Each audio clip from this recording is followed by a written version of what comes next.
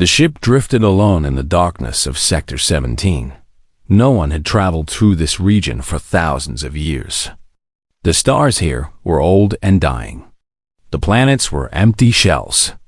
Long ago, a species had lived here, but they were gone now. Extinct. Forgotten by the galaxy. The Valorian scout vessel moved slowly through the debris field. Its captain, a tall and thin creature with pale blue skin, watched the scanner with bored eyes. This was a routine patrol. Nothing interesting ever happened in the dead zones. Then the scanner beeped. The captain leaned forward. There was something out there. Something small. Something artificial. They found it floating between two dead moons. A pod, black and silver, covered in ice crystals. The design was ancient, unlike anything in their databases. The captain ordered it brought aboard. Inside the pod, preserved in perfect frozen sleep, was a human. The Valorians knew about humans. Every species in the galaxy did. Humans had been a young race, barely reaching the stars before they destroyed themselves. Their wars had been legendary in their brutality. Their final conflict had burned their worlds to ash. That was 4,000 years ago. No human had been seen since until now. The captain sent an immediate report to Valorian High Command. Within hours, a research team arrived. Within days, the pod was transferred to Station Kareth 7, the collective's most secure research facility. Yunhana was the first scientist to examine the pod up close. She was young for a Valorian, only 80 years old, but already respected in her field. She specialized in extinct species, studying their remains to understand why they had failed. The humans had always fascinated her. A species so full of potential, gone so quickly. She ran her scanner over the pod's surface. The human inside was male, approximately 30 years old by their primitive counting. His body showed signs of old injuries. Scars on his hands. A healed fracture in his left arm. Muscle density suggested heavy physical labor or combat training. The senior researcher, an older Valorian named Torvak, looked at the data with disgust. Primitive, he said. No neural enhancements. No genetic modifications. Their bodies are practically unchanged from their evolutionary baseline. That is what makes them interesting, Hana replied. They reached the stars with nothing but their natural forms. And look where it got them. Torvik turned away. Begin the dissection protocols. The collective wants samples. Hana felt something cold in her chest. Dissection?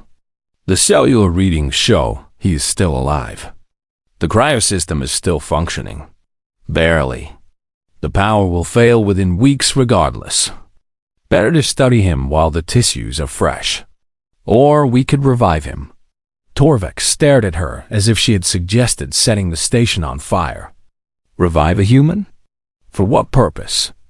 To study living behavior. To understand how they thought, how they functioned.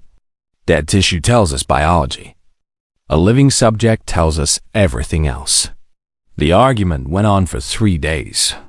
Hana fought with every tool she had. She wrote reports. She cited research protocols. She appealed to the Scientific Council. In the end, she won by a narrow margin. The human would be revived. They prepared a containment chamber. Reinforced walls. Automated defense systems. Armed guards at every entrance. The Valorians were not afraid of the human. They simply believed in being careful with unknown specimens. The revival process took 6 hours. Hana monitored every moment. She watched as the ice slowly melted from his skin. She watched as color returned to his face. She watched as his heart began to beat for the first time in 4,000 years. Then his eyes opened. They were dark brown, almost black. They moved immediately, scanning the room, the equipment, the guards, the exits. There was no confusion in those eyes. No fear. Just observation. The human sat up slowly. He looked at his hands, flexed his fingers, touched his face. Then he looked directly at Hannah through the glass wall of his chamber. "Where am I?" His voice was rough from disuse, but steady. Hannah activated the translation system. "You are on Station Kareth 7, a research facility of the Valorian Collective. You have been in cryosleep for approximately 4,000 years." The human was silent for a long moment. His face showed nothing. Then he nodded once, as if accepting the information. "My name is Park Do-yeon. I was a sergeant in the Republic Army, 3rd Division. Serial number 7749221. Military." Hannah noted this with interest.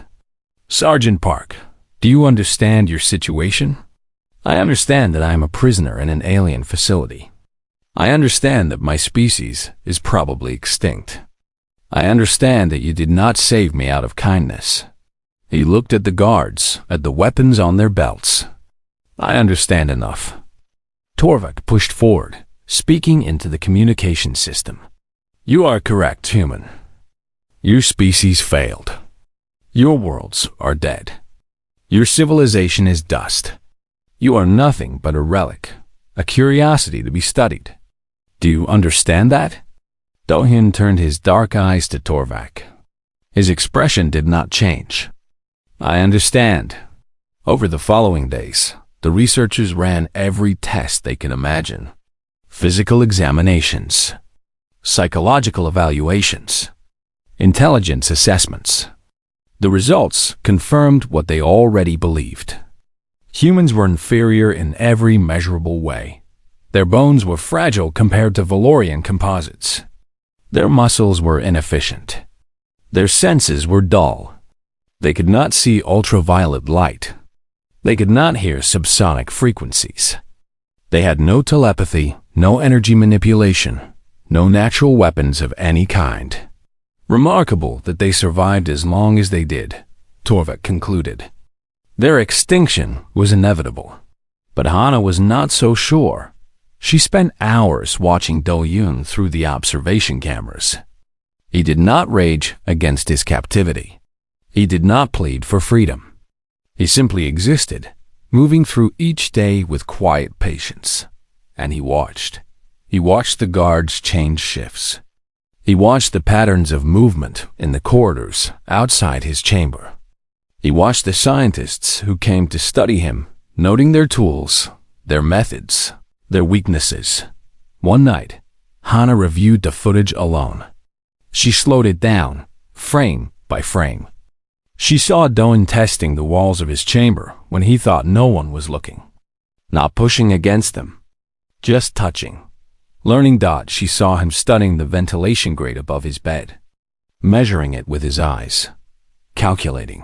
She saw him exercising in the early hours, building his strength back slowly, carefully, in movements designed to look like restless pacing.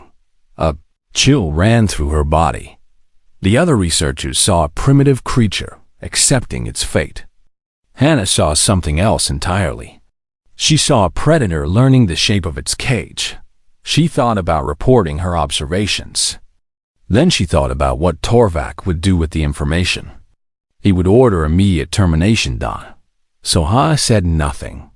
She watched and waited, just like the human. She had a feeling that something was about to change. Commander Taylok arrived at Station Kareth 7 on the 14th day of the human's captivity. He was the military governor of the entire sector, a powerful figure in the Valorian Collective. His ship was the largest vessel to dock at the station in years. He came to see the Relic. Hannah stood in the observation room with the other researchers as Taylok entered. He was tall even for a Valorian, with silver skin that marked his noble bloodline. His uniform was covered in medals from campaigns across 100 worlds. He had crushed rebellions and conquered species. He feared nothing.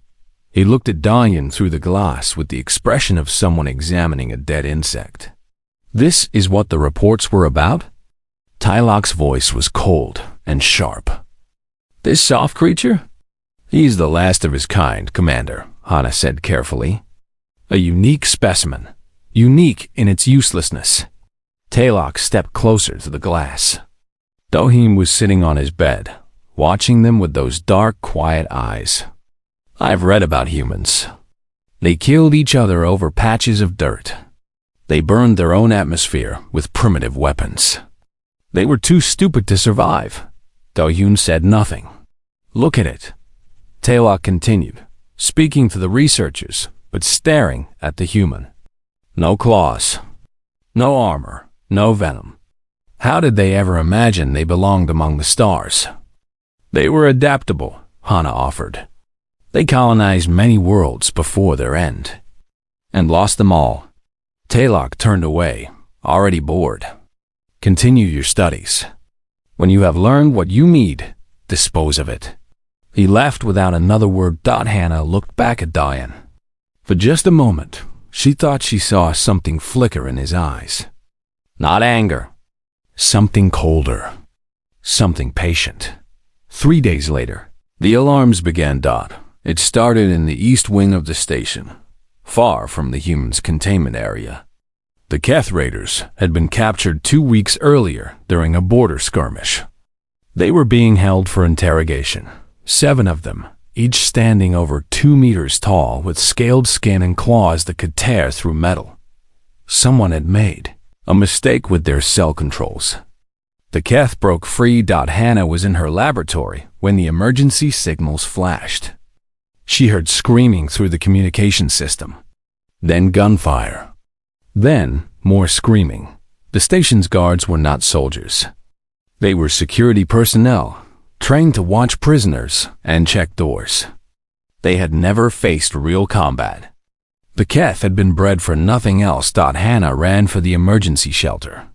The corridors were chaos. Researchers fled in every direction. Warning lights painted everything red. Through the noise, she heard the wet sounds of violence growing closer. She turned a corner and stopped. 2 Keth stood in her path. Their scales were dark green, slick with blood that was not their own. Their yellow eyes fixed on her with predatory hunger. Hana could not move.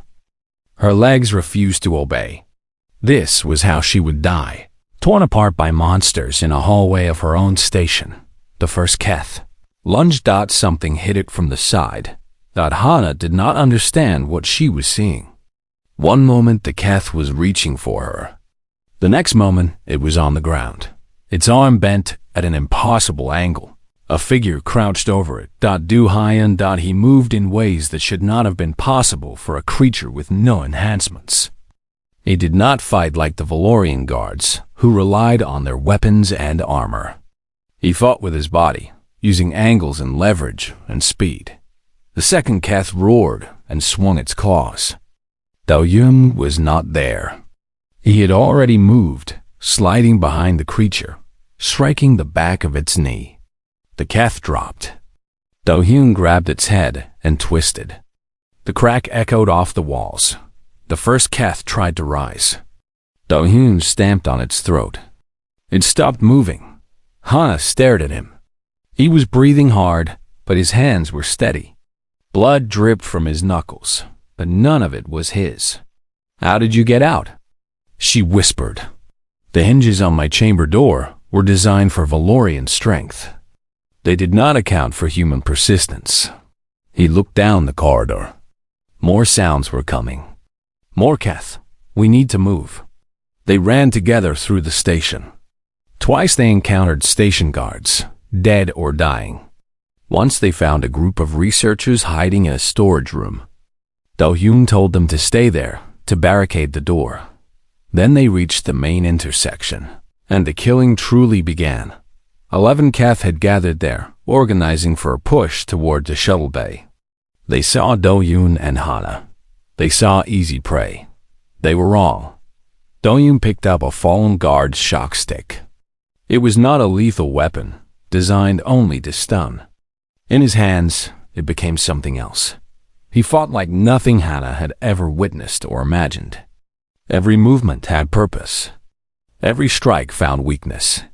He used the environment as a weapon, slamming Keth into walls, tripping them over debris, blinding them with emergency fire suppressant.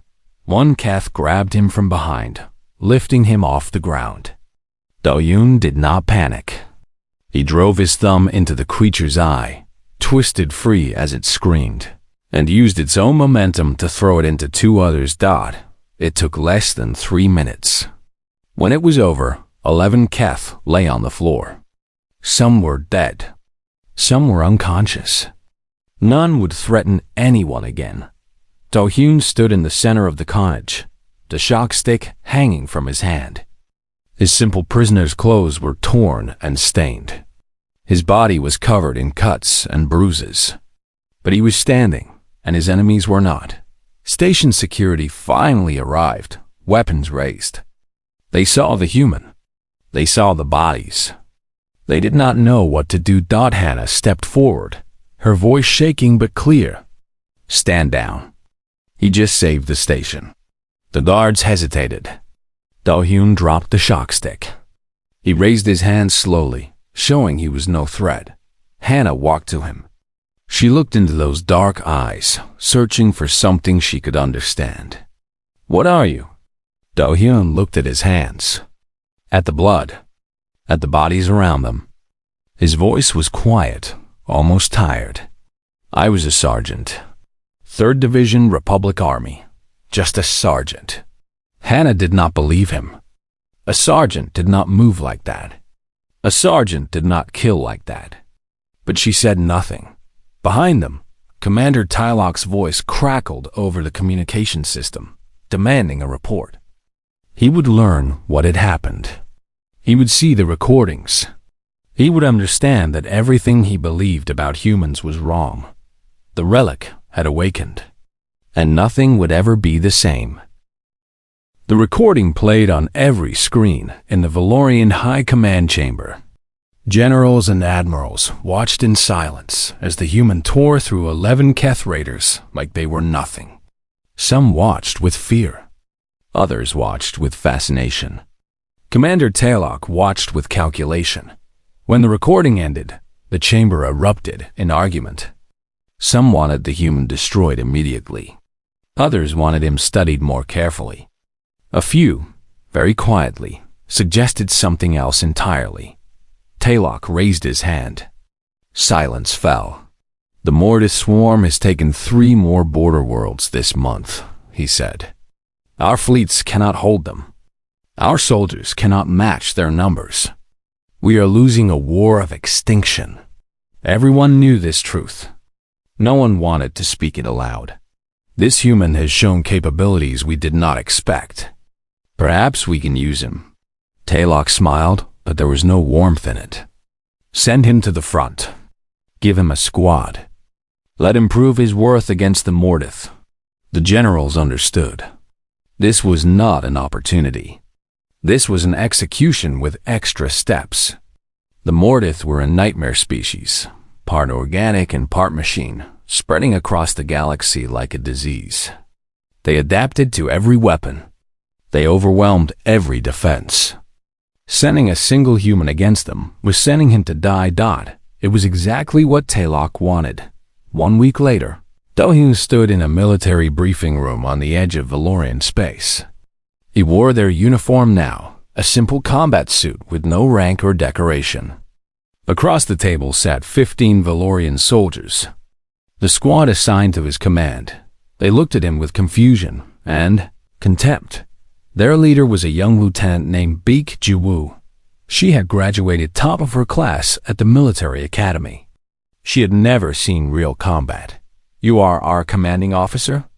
she asked, disbelief clear in her voice. "I am. You have no rank, no training in our systems, no knowledge of our enemy." Ji-woo shook her head. "This is a mistake. Probably." Do-hyun pulled up a holographic display of the target zone. A Mortis hive cluster had established itself on a moon called Verath 4. Over 2,000 Mortis units were present. "Tell me about your previous engagements with the swarm." One soldier spoke up. "We hit them with orbital strikes, destroyed their surface structures, then land troops to eliminate survivors. Does it work?" Silence. "They adapt," Ji-woo admitted. By the time we land, they have already rebuilt. They learn our attack patterns. They counter our weapons. Do-hyun nodded slowly. So you fight the same way every time, and you expect different results. Our doctrine is sound. It has been refined over centuries. Your doctrine is getting you killed. Do-hyun turned off the display. The Mortith are a hive mind. They share information instantly. Every time you attack, they learn. Every time you retreat, they grow stronger. You cannot beat them by being predictable. Ji-woo bristled. And what do you suggest, human? We stop being predictable. Over the next 3 days, Do-hyun taught them things the Valorian military had never imagined. He taught them to move without pattern, to attack without warning, to retreat without shame. He taught them to use the environment as a weapon, to turn the enemy's strengths into weaknesses. He taught them to think like prey that had learned to hunt. The soldiers resisted at first. Their training screamed against his methods. But Do-hyun was patient.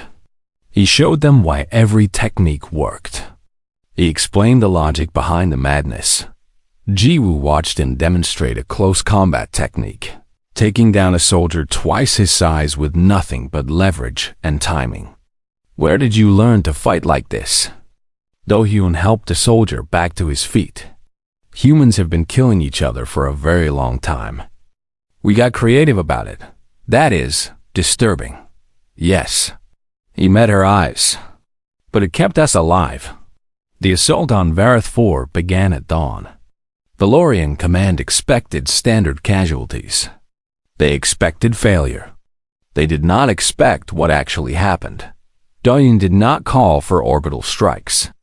Instead, he led his squad to the moon's underground tunnel network, approaching the hive from below. They planted charges at structural weak points, destabilizing the ground beneath the Mortith structures. When the Mortith emerged to investigate, they found nothing. No enemy, no attack force. Just trembling earth and failing supports. Then the traps began. Do-hyun had spent 2 days studying Mortith biology from captured specimens. He knew their sensors were focused on movement and heat. So he created false signals, leading them into kill zones. He used their own bed as warnings, displaying them in patterns that disrupted hive communication. The Mortith could not adapt to an enemy they could not understand. They could not learn from an attack that had no pattern. They could not counter tactics that changed every hour. In 17 hours, the hive cluster was destroyed. Over 2,000 Mortith units eliminated. Do-hyun's squad suffered 3 injuries, none fatal. The report reached high command within hours. Generals who had expected a death notice instead received victory analysis. They did not know how to process it. Taylok received the news in his private quarters. He threw his data tablet against the wall. Ji-woo found Do-hyun after the battle, sitting alone at the edge of the landing zone. He was staring at the burning remains of the hive, his face unreadable. How did you know it would work? She asked. I did not know. I guessed. He looked at her. Humans are good at guessing. We had to be. We were never the strongest. Never the fastest. We survived by being clever, by being stubborn, by refusing to die when we should have. That sounds exhausting. It was. It is. He stood, brushing dust from his uniform. But it works. Ji-woo hesitated. Then she spoke the question that had been burning in her mind since she first saw the recordings from Station Kareth 7. Your species is extinct. Your worlds are gone. Everything you ever knew is dust. How are you still fighting? Do-hyun was quiet for a long moment. When he answered, his voice was soft. Because someone has to. Because if I stop, then everything my people ever were means nothing. He looked up at the stars, at the vast emptiness between them. Humans are gone. But I am still here. And as long as I am here, I will keep fighting. It is all I know how to do. He walked back toward the shuttle, leaving Jiwoo alone with her thoughts. She looked at the destroyed hive, at the victory that should have been impossible. She thought about everything she had learned at the academy, everything she had believed about war and strength and survival. Then she followed the human. There was still more to learn. 6 months changed everything. The Hune's unit grew from 15 soldiers to 500. Volunteers came from across Valorian space, officers and enlisted alike, all wanting to serve under the human who had done the impossible. They called themselves the Awakened, a name that had started as a joke but became something more. The Mortis swarm learned to fear them on Kurith Prime. Do-Hyun's forces held a mountain pass against 10,000 Mortith for 3 days, using nothing but terrain and patience. On the moons of Verath, they destroyed 4 hive ships by infiltrating them with explosive charges hidden inside captured Mortith drones.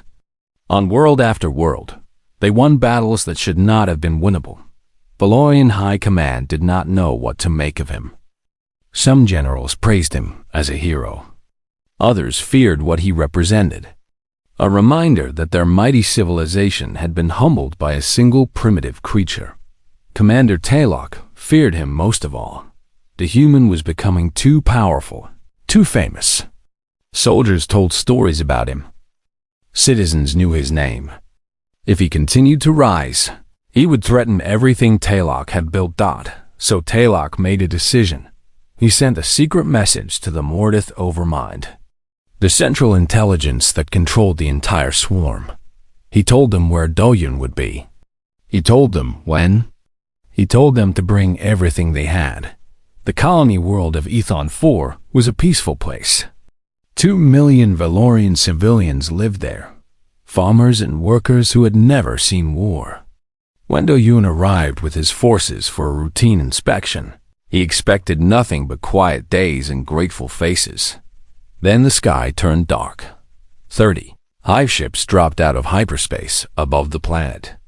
Each one carried 100,000 Mortith warriors, the largest invasion force ever assembled in the history of the swarm. They had come for the human. They would burn an entire world to kill him. Do-Hyun received the sensor reports in the colony's command center. Jiwoo stood beside him, her face pale with shock.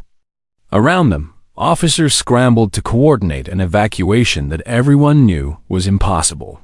"We cannot fight this," Jiwoo said. "We should retreat. Save who we can." Do-Hyun studied the tactical display. 30 ships, 3 million Mortith, against his 500 soldiers and whatever local defense forces existed. How long to evacuate the civilian population? Days. We have hours at most. He was quiet for a long moment. Then he began giving orders. Distribute weapons to every civilian capable of holding one. Collapse the bridges on the eastern approach. Redirect the atmosphere processors to create chemical barriers around the population centers. And find me every speaker system on this planet. Jiwoo stared at him. "You cannot be serious. You want to fight? I want to survive. There's a difference." He turned to face his officers. "The Mortith are coming to destroy us. They expect us to run, to scatter, to die in confusion. We will not give them what they expect." The next 6 days were hell. The Mortith landed in waves, endless streams of biomechanical nightmares pouring from the sky. They expected easy prey.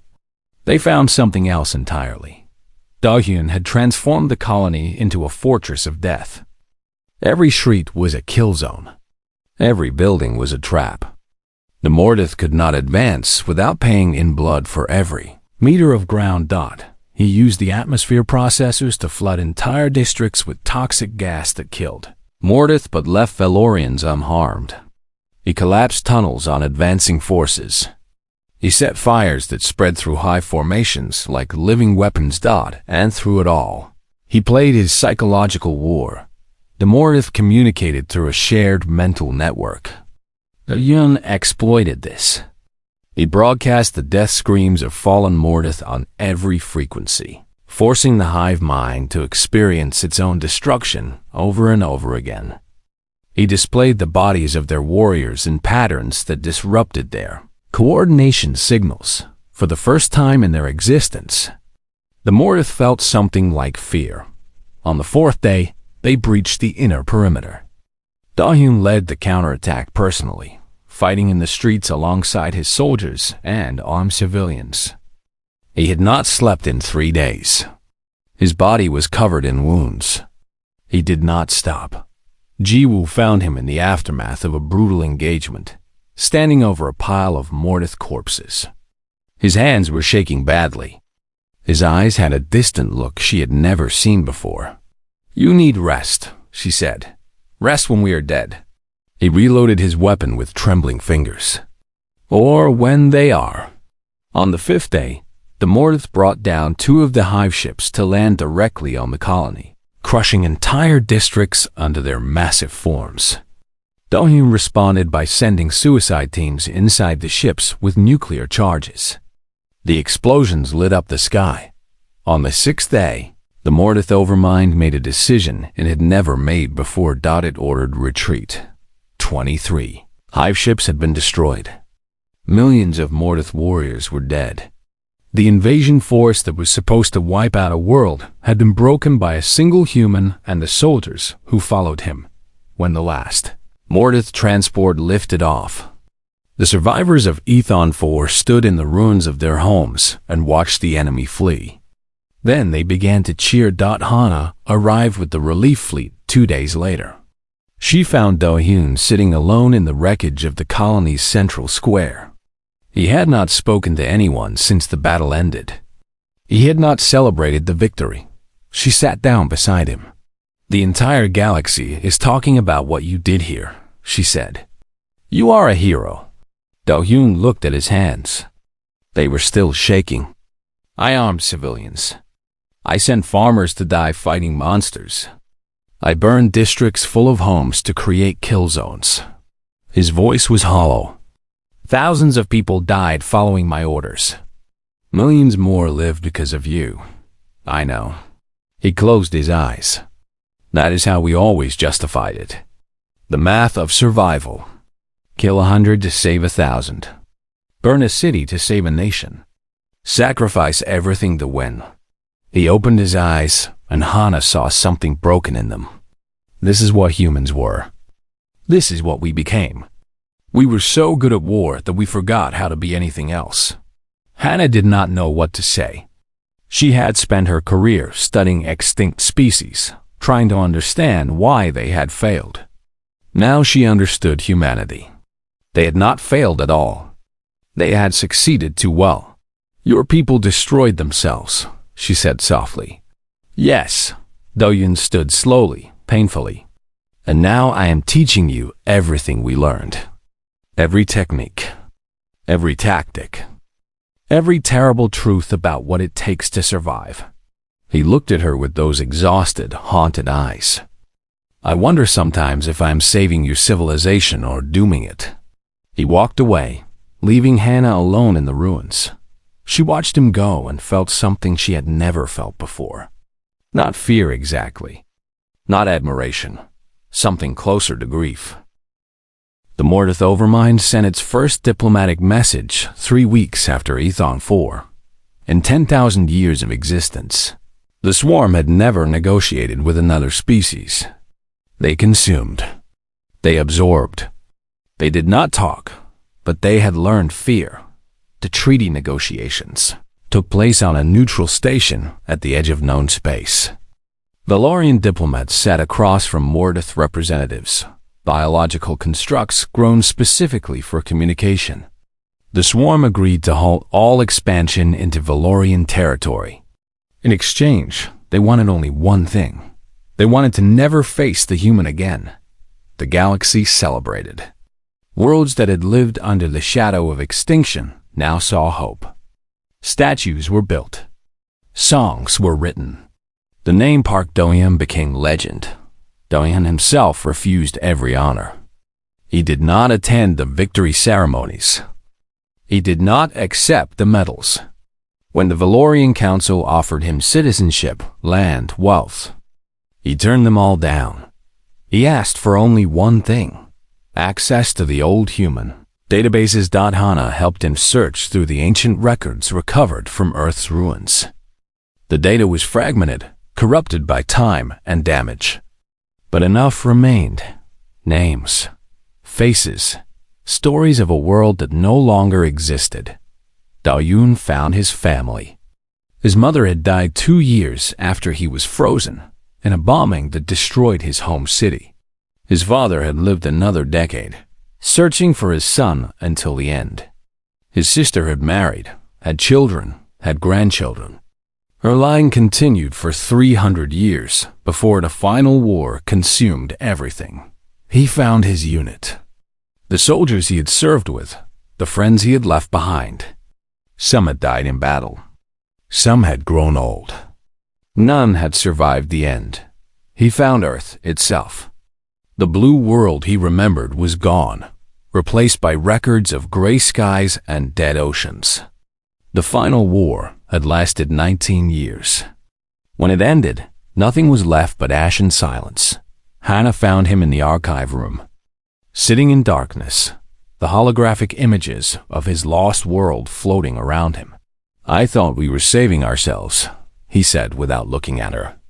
"Every war, every sacrifice, every terrible thing we did to each other. We told ourselves it was necessary, that we were building towards something better. What happened? We forgot why we were fighting." He touched the image of Earth, and it flickered like a dying flame. "We got so good at survival that we forgot how to live. We built weapons that could destroy worlds, and then we used them.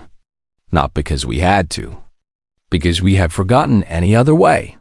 Hannah sat down beside him. "Is that why you have been holding back? Teaching us only some things?" Dahyun was quiet for a long moment. "Your people have the same potential we had. The same capacity for greatness and the same capacity for destruction. I have been trying to give you the first without the second. Is that possible? I do not know." He finally looked at her, and she saw something new in his eyes. Not the cold calculation of a soldier. Something softer. Something hopeful. "But I have to try. If I just give you all our weapons, all our tactics, all our rage, you will end up like us. Ashes and silence. That cannot be my legacy." Before Hannah could respond, an alert sounded. "Emergency broadcast, all channels." She activated the display. Jiwoo's face appeared, tight with controlled fury. "We have a problem. Commander Taylok. He was the one who told the Mornith where to find you on Ethon 4. We have proof." The investigation moved quickly after that. Taylok had been careful, but not careful enough. Communications records showed his contact with the swarm. Financial records showed payments to intermediaries. Witness testimony filled in the rest. The trial was brief. The verdict was unanimous. Taylok was stripped of his rank and sentenced to permanent exile. Do-hyun did not attend the tribunal. He said he had better things to do. Ji-woo found him in the training yard, teaching a new group of recruits. Not combat techniques this time. Something different. "What are you showing them?" she asked. "How to build." He demonstrated a simple construction technique, ancient human engineering. "Your military knows how to fight now. Better than you did before. But you need more than warriors. You need people who can create, who can repair, who can make things grow." Jiwoo watched the recruits work, their hands shaping raw materials into something useful. "The council wants to know your intentions. They are worried you might seek revenge against Taylok." "Revenge?" Do-hyun shook his head. "I spent 4,000 years frozen because my species could not let go of its grudges. Every war we fought created wounds that demanded more wars. Revenge is a fire that burns until nothing is left." He looked at her. "Tell the council I have no interest in Taylok. He is nothing. What matters is what comes next. And what does come next? Do-hyun set down his tools. Around him, the recruits continued their work, building something new from nothing. Humans are gone. I cannot bring them back. But I can make sure our mistakes are not forgotten. I can teach your people what we learned, the good and the bad. Maybe you can do better than we did. Ji-woo considered this. You are staying then? I have nowhere else to go. He smiled, a rare expression that transformed his worn face. Besides, there is still work to do. The Mortith will not stay quiet forever. Other threats exist. And your civilization has a long way to go before it is ready. Ready for what? For whatever comes next. He picked up his tools again. The galaxy is vast and old and full of dangers you cannot imagine. Humanity learned that lesson too late. I will make sure you learn it in time. Ji-woo saluted, a gesture of respect she had never offered before. The awakened await your orders, sir. Good. Do-hyun returned to his teaching, showing the recruits how to strengthen a joint, how to balance a load, how to build something that would last. Then let us get to work.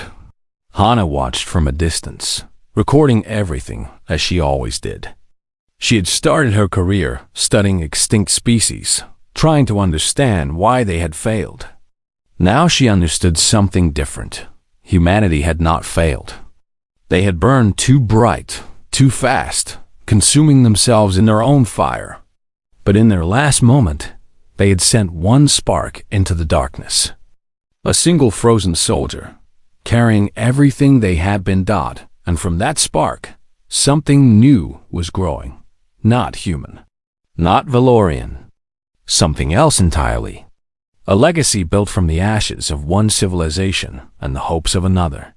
Do-hyun felt her watching and looked up. Their eyes met across the training yard. He nodded once, then returned to his work. The relic had awakened, and he had chosen to stay. There was still so much to build.